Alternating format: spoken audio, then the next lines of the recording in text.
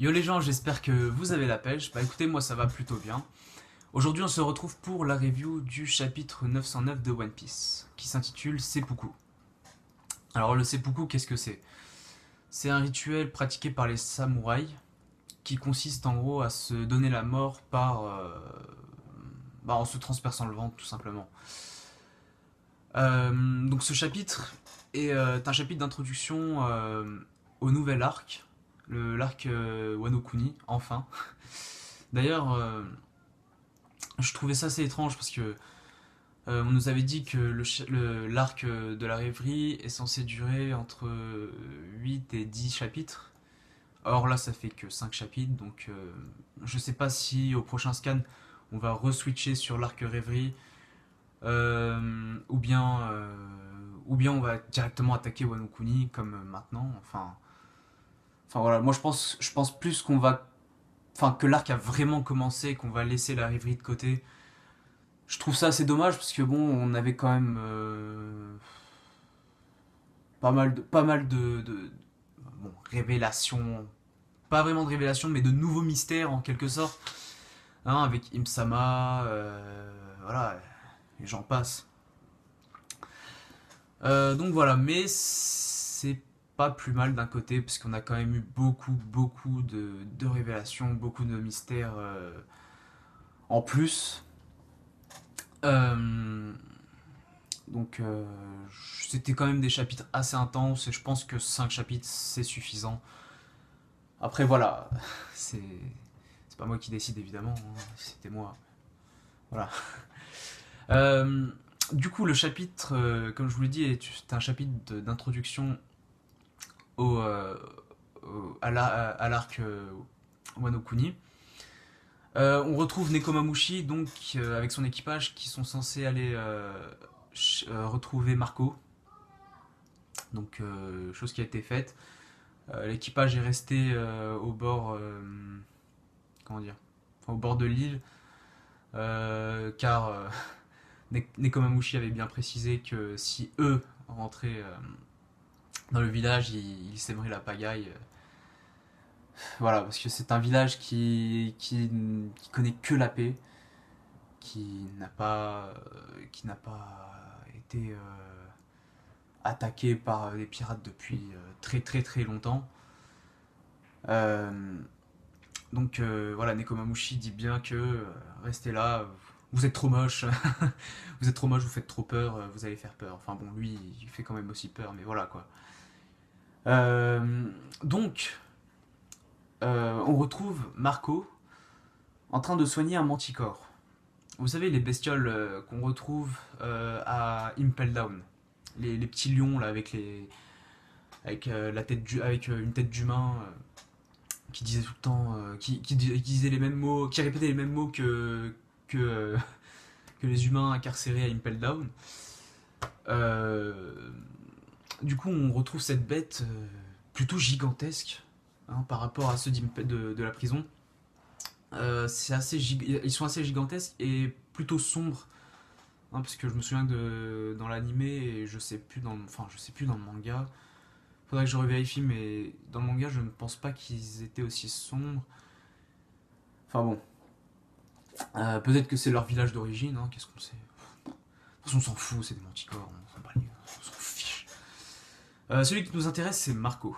Hein, donc Marco, le mec, tu le vois, il est ressorti de 5 années de médecine. Hein. Il s'est reconverti en médecin, donc pourquoi pas. Il a soigné donc la blessure du manticore grâce à son pouvoir. Hein, donc grâce aux flammes du phénix. Alors j'étais assez surpris de voir qu'il avait cette capacité. Hein, donc la capacité de régénérer d'autres personnes. Encore lui, se régénérer lui-même, ça m'aurait pas tellement étonné, étant donné son fruit du démon, hein, le phénix, voilà, renaît toujours de ses cendres, etc. Donc t'as compris les bails. Donc ça m'étonne pas spécialement, enfin, le fait qu'il puisse se soigner lui-même. Mais voilà, donc c'est quand même un bon power-up, hein, le fait de soigner d'autres personnes. Après, évidemment, ils le disent, ça a moins d'efficacité sur... Enfin, l'efficacité de son pouvoir est... comment dire? On va dire qu'il est moins important sur une autre personne que sur lui-même. Hein, donc, ce qui est un peu logique en soi. Euh, Après, ça aurait quand même fait un power-up pété s'il pouvait directement soigner les blessures d'autres personnes. Imaginez, genre, genre à Marineford, euh, genre il pouvait sauver Ace. Imaginez, il pouvait juste, voilà, hop, attends, je régénère tes blessures, attends, voilà, ça aurait été pété. D'ailleurs, est-ce que je me demande s'il avait été, si, est-ce qu'il était capable à Marineford d'utiliser ce pouvoir. Est-ce que ou bien il a su il a appris cette technique pendant les 2 ans, enfin je sais pas. Mais bon, si ouais, non, à mon avis, il a dû l'apprendre pendant les 2 ans, mais bon, ça aurait quand même rien servi pour Barbe Blanche et Ace, hein. Je suis désolé pour voilà, pour ceux que pour ceux auxquels j'aurais rouvert quelques blessures. Je suis vraiment désolé. Mais du coup, voilà, donc, ouais, bon, après, ça me paraît quand même logique que ça soit moins efficace sur d'autres personnes. Après, voilà, mais ça reste quand même un plutôt bon power-up, hein. C'est quand même sympa. Ça peut toujours servir, hein. Voilà. Euh, donc, oui, il y a ensuite Neko Mamushi, voilà, ils parlent ensemble et tout. Et du coup, on apprend que ce village était le village d'origine de Barbe Blanche. Alors, donc apparemment il a vécu dans ce village, il aurait vécu dans la pauvreté. Il était dans l'incapacité de lui et les autres villageois bien sûr, de payer les offrandes célestes. Alors les offrandes célestes, donc je sais pas, je pense que c'est pour les dragons célestes, hein, parce que les offrandes célestes, déjà, je vois pas à qui d'autre ça pourrait être destiné. Et de plus, Marco dit bien que ce village a été rejeté par le gouvernement mondial, il me semble. Enfin, par l'Alliance mondiale, enfin, je sais plus. Du coup, voilà pour la petite histoire. Marco nous dit aussi que Barbe Blanche, voilà, au lieu de garder ses trésors, au lieu de faire le riche, tout ça, tout l'argent qu'il a, tous les trésors qu'ils ont assimilés, etc., il les a envoyés à ce village justement pour que ce village soit en paix, qu'il puisse tranquillement payer ses offrandes. Donc voilà. C'est un chic type, oui, voilà, c'est un chic type. Et du coup, Marco tient surtout à rester dans ce village car, d'une part, c'est un autre, c'est sûrement le dernier souvenir de Barbe Blanche, mis à part sa tombe, qui est d'ailleurs pas loin de ce village. Mis à part ça, oui, donc c'est le seul bien laissé par Barbe Blanche. Donc on peut comprendre que Marco ne veuille pas partir et veuille protéger la dernière chose qui reste de Whitebird. Donc voilà, et ensuite donc, il dit bien qu'il a un message à faire passer à Luffy au chapeau de paille. Donc ce message, qu'est-ce que c'est? Alors, sachant qu'ils ont déjà parlé de Weeble dans le chapitre, enfin bien avant qu'ils lui disent qu'il a un message à lui faire transmettre, est-ce qu'ils voudraient mettre en garde Luffy contre Barbe Noire? Parce qu'il faut rappeler que l'équipage de Barbe Blanche, après la mort du capitaine et de Ace,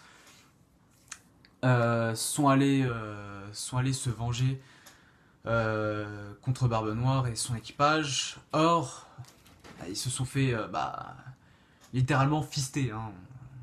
Voilà, il n'y a pas d'autre mot, ils se sont fait fister. Le gars, il a 2 fruits du démon, enfin, il y a 2 pouvoirs du fruit du démon. Donc, voilà. Du coup, est-ce que Marco voudrait mettre en garde Luffy vis-à-vis de Barbe Noire par rapport à ses pouvoirs, par rapport à des découvertes peut-être, ou bien il voudrait tout simplement, comme j'avais dit, le mettre en garde face à Weibel, parce qu'il faut rappeler aussi que Weibel est à la recherche de Luffy, hein, parce qu'il a enfin, de base il est à la recherche de ceux qui ont un lien avec Barbe Blanche, étant donné que Luffy, alors il y a plusieurs liens, hein, parce que c'est le frère du deuxième commandant de Barbe Blanche, et il a aussi combattu avec lui durant la Grande Guerre. Donc voilà.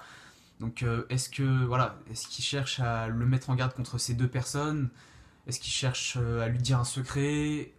Pourquoi pas lui dire où est le One Piece? Non, non, ça, on sait que c'est grâce au road poneglyph. Hein. Voilà. Euh, on sait pas. Il y a beaucoup d'hypothèses qu'on pourrait faire. Hein. À vous de me dire aussi dans les commentaires si vous avez des idées par rapport à ce fameux message. Voilà. Sinon, bon, on peut enfin attaquer Wano Kuni pour de vrai. Donc on retrouve nos quatre Mugiwara bien intégrés à la population. Enfin, plus ou moins bien intégrés à la population. T'as donc Franky pour changer, hein, toujours charpentier, qui fait toujours du bon boulot comme d'habitude. Alors on retrouve Usopp, le vendeur d'un spinner. Non, je rigole. Le vendeur d'huile de crapaud, il me semble. Hein, donc oui, toujours voilà, toujours à raconter de la merde. Hein, ouais, venez, c'est comme à la braderie. Ouais, venez, c'est pas cher, c'est de la qualité, tout ça. On sait comment ça finit, hein, donc voilà. Donc on le retrouve dans ce rôle. On retrouve Robin qui est devenue une geisha, hein, littéralement en gros elle veut devenir la pute du shogun, hein, tout simplement. Euh, bon après elle a pas trop le choix étant donné qu'ils sont censés s'infiltrer, etc. Donc voilà.